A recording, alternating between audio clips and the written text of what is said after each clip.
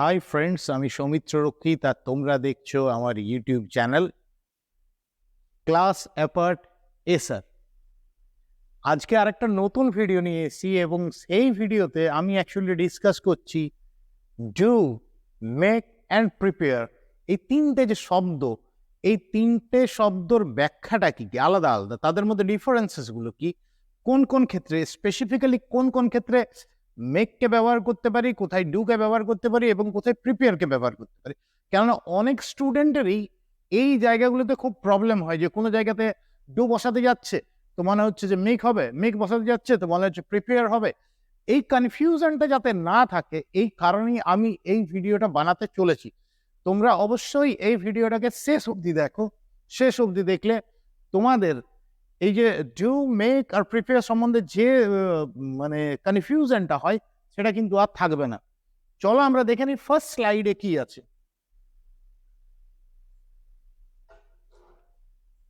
দেখো এখানে লিখে দিয়েছি ডিফারেন্সেস। কিসের কিসের differences? Do, make and prepare, এই তিনটে শব্দের যে ডিফারেন্স সেইগুলো আমি আজকে এইখানে ডিসকাস করব। প্রথমে দেখো, প্রথমে দেখে নাও যে এখানে দেওয়া আছে ডু। ডু কোন জায়গাতে ব্যবহার করা হয়? ডু এই যে ওয়ার্ডটা, এটা কি ধরনের ওয়ার্ড, কি মানে কোন কি ধরনের ভার্ব কোন ক্ষেত্রে ব্যবহার করা হয় সেটার আমি বর্ণনাটা এখানে কিন্তু লিখে দিয়েছি। কি লেখা আছে প্রথমে? Do is a versatile verb used to denote activities, tasks or actions in a general sense. It often refers to performing something without specifying the nature of the action. Do হচ্ছে একটা ভার্সাটাইল ভার্ব, মানে এটা বিভিন্ন রকম ভাবে ব্যবহার করা যায়। ভার্সাটাইল শব্দটার মানেটা কি প্রথমে আগে বুঝে নি। ভার্সাটাইল মানে হচ্ছে বহুমুখী, মানে বিভিন্ন ক্ষেত্রে যেটা ব্যবহার করা যায়। মানে এমনি generally versatile actor, versatile person বলে থাকি যাদের বহুমুখী প্রতিভা থাকে তাদের ক্ষেত্রে। কিন্তু ওয়ার্ডের ক্ষেত্রে, ডু ওয়ার্ডের ক্ষেত্রে ভার্সাটাইল আমরা কেন ব্যবহার করছি? কেন এটা বিভিন্ন রকম ভাবে ব্যবহার করা হয়। এটা যে ডুকে আমরা হেল্পিং ভার্ব হিসাবেও ব্যবহার করে থাকি এবং ডুকে আমরা মেন ভার্ব হিসাবেও ব্যবহার করে থাকি। তো এই জন্যই বলা হচ্ছে যে ডু হচ্ছে একটা ভার্সাটাইল ভার্ব, বিভিন্ন ফিল্ডে বিভিন্ন ক্ষেত্রে ব্যবহার করা হয়। ডু হচ্ছে এমন একটা ভার্সাটাইল ভার্ব যেটা কি ডিনোট করে বিভিন্ন রকমের অ্যাক্টিভিটিস, কাজকর্মকে ডিনোট করে, টাস্ক, ওই যে বললাম কর্মকাণ্ড, টাস্ক বা অ্যাকশনকে ডিনোট করে ইন আ জেনারেল সেন্স।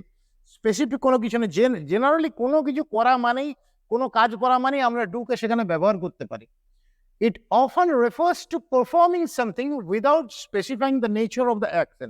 কি ধরনের অ্যাকশন সেটাকে স্পেসিফাই না করে কোনো কিছু পারফর্ম করা হচ্ছে, করে দেখানো হচ্ছে বা করা হচ্ছে কাজ, কোনো অ্যাক্টিভিটি করা হচ্ছে, সেই ক্ষেত্রেই আমরা কিন্তু ডুকে ব্যবহার করতে পারি। মানে অ্যাকশনের যে নেচারটা, কি ধরনের অ্যাকশন সেসবের কোনো জানার কোনো বালাই নেই, মানে জানার দরকারও পড়ে না, এবং সেই জায়গাতে আমরা ডুকে ব্যবহার করতে পারি। এক কথায় আমরা বলতে পারি যে ডু আমরা সেই জায়গাতে ব্যবহার করি বা ডু আমরা সেই সমস্ত জায়গাতে ব্যবহার করতে পারি যেগুলি জেনারেলি কোনো অ্যাকশনকে বোঝায়। ঠিক আছে, এরপর দেখো এটার এক্সাম্পল গুলো দেখে নাও কি আছে। I need to do my homework, আমাকে আমার হোমওয়ার্ক করতে হবে। নিড মানে হচ্ছে অ্যাকচুয়ালি প্রয়োজনীয়তা আছে, আমাকে আমার হোমওয়ার্ক গুলো করার প্রয়োজনীয়তা আছে, মানে আমাকে অ্যাকচুয়ালি আমার হোমওয়ার্ক গুলো করতে হবে, এটার আমার প্রয়োজনীয়তা আছে। She is doing her laundry. She is doing her laundry. সে তার জামা কাপড়গুলো কাচছে। ডু দ্য লন্ড্রি বলা হয় ওটাকে, জামা কাপড় কাচা এই সমস্ত গুলোর ক্ষেত্রে লন্ড্রির সঙ্গে ডু ভার্বটা ইউজ করা হয়। এটা কন্টিনিউয়াস টেন্সে আছে যেহেতু, তাই আমরা এখানে ব্যবহার করছি she is doing her laundry. সে তার জামা কাপড় কাচছে। 3 নাম্বার যেটা আছে, they did a great job on the project. প্রজেক্টটার ক্ষেত্রে তারা একটা দারুণ কাজ করেছিল, মানে প্রজেক্টটাকে ফুলফিল করার ক্ষেত্রে তাদের যে পারফরমেন্স সেটা খুবই সুন্দর ছিল। They did a great job on the project, যে প্রকল্পটা ছিল, প্রকল্পের উপর যে তারা যে কাজটা করছিল সেই কাজটা খুব ভালো করেছিল। They did a great job on the project. ডুয়ের নিয়ে আশা করি আর কোনো তোমাদের সমস্যা থাকা উচিত নয়। যে কোনো রকমের জেনারেল অ্যাকশন, যে কোনো রকমের জেনারেল অ্যাক্টিভিটিস, যে কোনো রকমের জেনারেল টাস্কের ক্ষেত্রে তোমরা ডুটা কিন্তু ব্যবহার করতে পারো।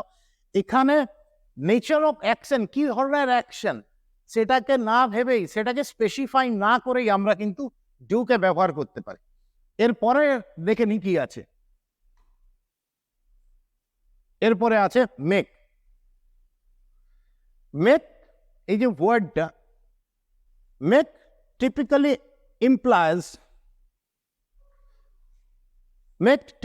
implies creating, constructing, or producing something tangible or abstract. It involves transforming materials or ideas into something new. Make আমরা সেখানেই ব্যবহার করি যেখানে কোনো কিছু ক্রিয়েট করার কথা বোঝানো হচ্ছে, সৃষ্টি করা, কনস্ট্রাক্ট করার ক্ষেত্রে, কনস্ট্রাক্টিং বলা আছে, কনস্ট্রাক্ট করা মানে কোনো গঠন করার ক্ষেত্রে, বা অর প্রডিউসিং সামথিং, বা কোনো কিছু প্রডিউস করছি, তৈরি করছি, উৎপাদন করছি, অর্থাৎ কোনো কিছু সৃষ্টি করছি, কোনো কিছু গঠন করছি, বা কোনো কিছুকে প্রডিউস, উৎপাদন করছি। সেই যে জিনিসটা উৎপাদন করা হচ্ছে বা কনস্ট্রাক্ট করা হচ্ছে বা যেটাকে ক্রিয়েট করা হচ্ছে, সেটা ট্যাঞ্জিবলও হতে পারে, সেটা অ্যাবস্ট্রাক্টও হতে পারে। ট্যাঞ্জিবল মানে হচ্ছে যেটাকে স্পর্শ করতে পারি, আর অ্যাবস্ট্রাক্ট মানে যেটাকে স্পর্শ করা যায় না, ফিল করা যায়, রিয়েলাইজ করা যায়। অর্থাৎ মানে এই যে মেক ওয়ার্ডটা, সেটা আমরা কোনো কিছু প্রোডাকশনের ক্ষেত্রে, মানে কোনো কিছু তৈরি করার ক্ষেত্রে, সৃষ্টি করার ক্ষেত্রে, গঠন করার ক্ষেত্রে ব্যবহার করে থাকি। সেই গঠন করা, যে জিনিসটাকে গঠন করা হচ্ছে, সেটা যে সবসময় যে মানে স্পর্শ করা যাবে এমনটা নয়।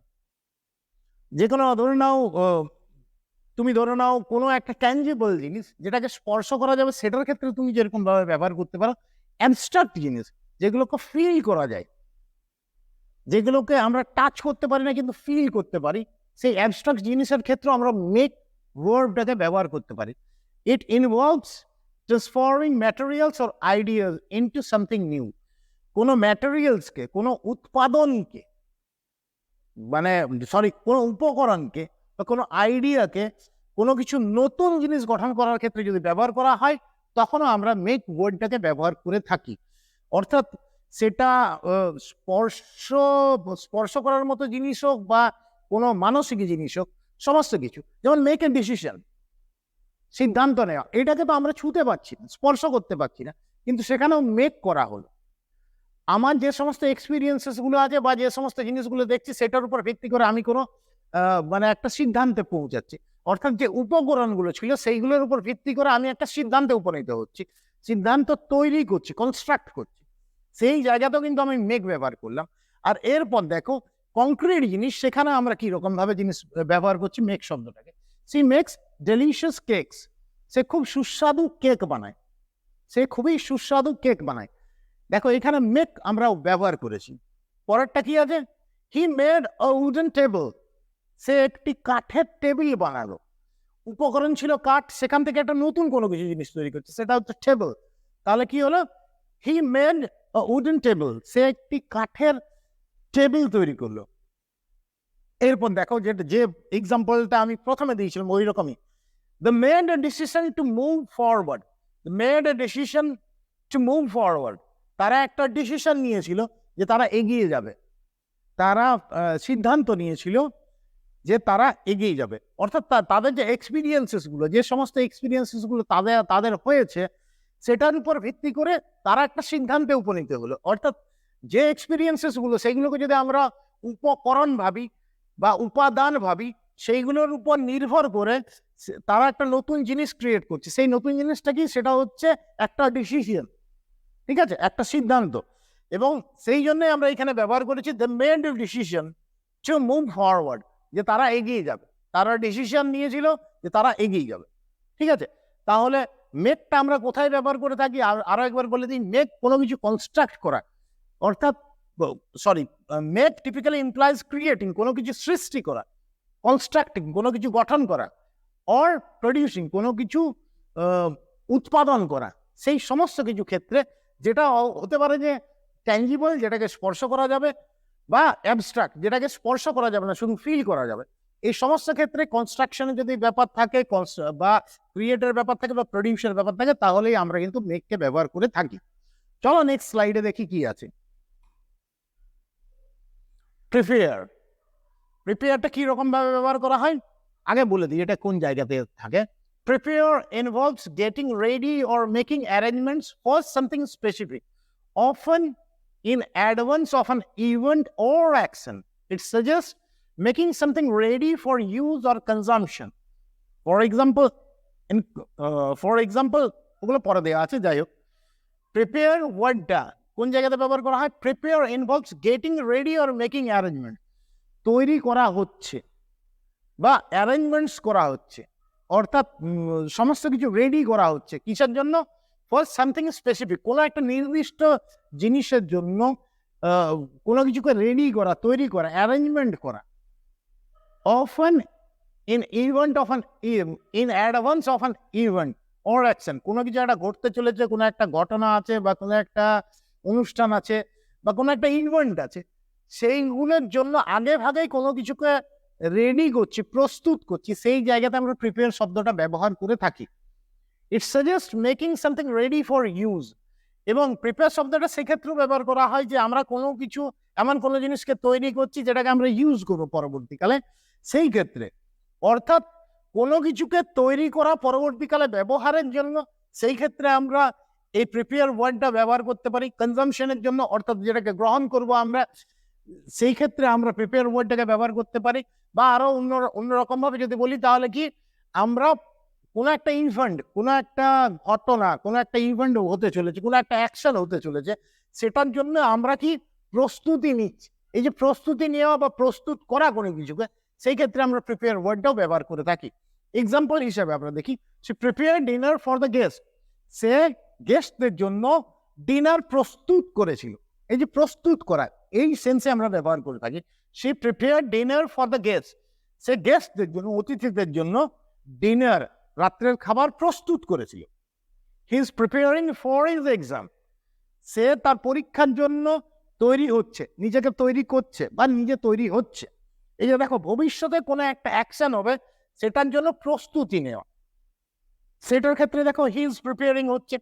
She prepare dinner for the guest, এই যে আগের যে এক্সাম্পলটা বলেছিলাম, সেখানেও দেখো গেস্টরা আসবে, সেটার জন্য তার আগে ভাগেই কোনো কিছুকে রেডি করা হয়েছিল। কি রেডি করা হয়েছিল? ডিনার রেডি করা হয়েছিল। অর্থাৎ ভবিষ্যতে বা এই যে গেস্টরা আসবে, এই যে অ্যাকশনটা হবে, সেই অ্যাকশনের আগে কোনো কিছুকে রেডি করে রাখা, সেই ক্ষেত্রে আমরা প্রিপেয়ারটা ব্যবহার করে থাকি। এখানে যেরকম ভাবে বললাম যে এক্সাম আছে, এক্সামের জন্য সে নিজেকে প্রিপেয়ার করছে, সেটা হয়ে গেল কি he is preparing for his exam.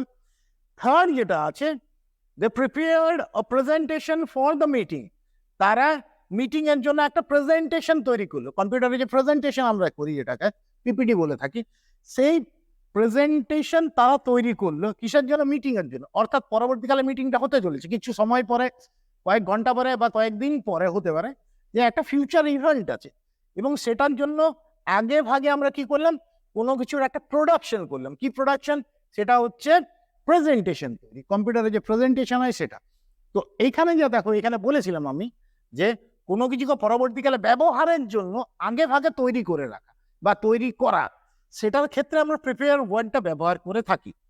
কোনো ঘটনা পরে হবে, এটার জন্য আগে ভাগে যে প্রস্তুত হওয়া, বাংলাতে হচ্ছে প্রস্তুত হওয়া শব্দটা, সেই ক্ষেত্রে আমরা প্রিপেয়ার ওয়ার্ডটা ব্যবহার করে থাকি। তাহলে সামারিতে আমরা কি বলতে পারি? ইন সামারি বলতে পারি, ডু ইজ জেনারেলি, ডু শব্দটা হচ্ছে একটা general ward. Make involves creating আর প্রডিউসিং, মেক ওয়ার্ডটা হচ্ছে এমন একটা ওয়ার্ড যেটা ক্রিয়েট করা, সৃষ্টি করা বা প্রডিউস করা, উৎপাদন করার ক্ষেত্রে ব্যবহার হয়। আর prepare involves getting ready or making arrangement for something specific. আর প্রিপেয়ার ওয়ার্ডটা হচ্ছে এমন একটা ওয়ার্ড যেটার মধ্যে দিয়ে কি বোঝায়? রেডি হওয়া, তৈরি হওয়া, অর অ্যারেঞ্জমেন্ট করা। কোনো কিছু অ্যারেঞ্জমেন্ট করা কিসের জন্য? ফর সামথিং স্পেসিফিক, কোনো নির্দিষ্ট জিনিসের জন্য প্রস্তুতি নেওয়া বা প্রস্তুত করা। এই ক্ষেত্রে আমরা প্রিপেয়ার শব্দটা ব্যবহার করে থাকি। Each verb has its own nuances and is used in different contexts to convey distinct meaning. প্রত্যেকটা ভার্বেরই আলাদা আলাদা মানে কিছু কিছু মানে কি বলবো, নিউয়েন্সেস আছে, ডিফারেন্স আছে, খুব সূক্ষ্ম কিছু ডিফারেন্স আছে, এবং তারা ডিফারেন্ট কনটেক্সটে তাদেরকে ব্যবহার করা হয় একেবারেই কিছু কিছু ডিস্টিংক্ট মিনিংকে কনভে করার জন্য। ডু জেনারেল ওয়ার্ড বিভিন্ন ক্ষেত্রে, সব প্রায় সমস্ত জায়গাতে ব্যবহার করা যায়। করার ক্ষেত্রে, করা শব্দটা করা, কাজ করার ক্ষেত্রে। মেকটা হচ্ছে কোনো কিছু প্রডিউস করা, গঠন করার ক্ষেত্রে মেক হয়, বা উৎপাদন করার ক্ষেত্রে, এবং প্রিপেয়ারটা হচ্ছে কোনো স্পেসিফিক কাজের জন্য প্রিপেয়ার হওয়া বা প্রস্তুত হওয়ার ক্ষেত্রে এই প্রিপেয়ার ওয়ার্ডটা তৈরি করা হয়। ভবিষ্যতে কোনো কিছু ইভেন্ট হতে চলেছে তার জন্য প্রিপেয়ার ওয়ার্ডটা ব্যবহার করা হয়। প্রত্যেকটা ভার্বের আলাদা আলাদা কিছু নুয়েন্সেস আছে, কিছু কিছু সূক্ষ্ম ডিফারেন্সেস আছে, এবং প্রত্যেকটা আলাদা আলাদা কনটেক্সটে তাদেরকে ব্যবহার করা হয় একেবারে ডিস্টিংক্ট কিছু মিনিংকে বোঝানোর জন্য, কনভে করার জন্য। তাহলে আজকের এই ভিডিওতে এতটুকুই। তোমাদের যদি এই ভিডিও ভালো লাগে তাহলে অবশ্যই তোমরা কিন্তু আমার এই চ্যানেলটাকে সাবস্ক্রাইব করো। সাবস্ক্রাইব করলে আমিও এনকারেজ হবো, উৎসাহ পাবো, এবং উৎসাহ পেলে আরো ভালো ভালো ভিডিও নিয়ে আসবো ভাই। সাবস্ক্রাইব কিন্তু তোমাদেরকে করতে হবে, করবে। আর পাশে যে বেল আইকনটা আছে না, সেটাকেও প্রেস করে দিও, ঠিক আছে? প্রেস করলে আমিও উৎসাহ পাবো, ও বেল আইকনটাকে প্রেস করলে আমিও উৎসাহ পাবো। সাবস্ক্রাইব করলে আরো খুশি হবে এবং ভালো ভিডিও নিয়ে আসবো। দায়িত্ব নিয়ে বলছি, খুবই ভালো ভালো ইংরাজি ভাষার ক্ষেত্রে তোমাদের কোনো অসুবিধা হবে না। চ্যানেলটাকে সাবস্ক্রাইব করো। আজকের জন্য এতটুকুই, আমি বিদায় নিচ্ছি। আমি সৌমিত্র রক্ষী, তোমরা ভালো থেকো।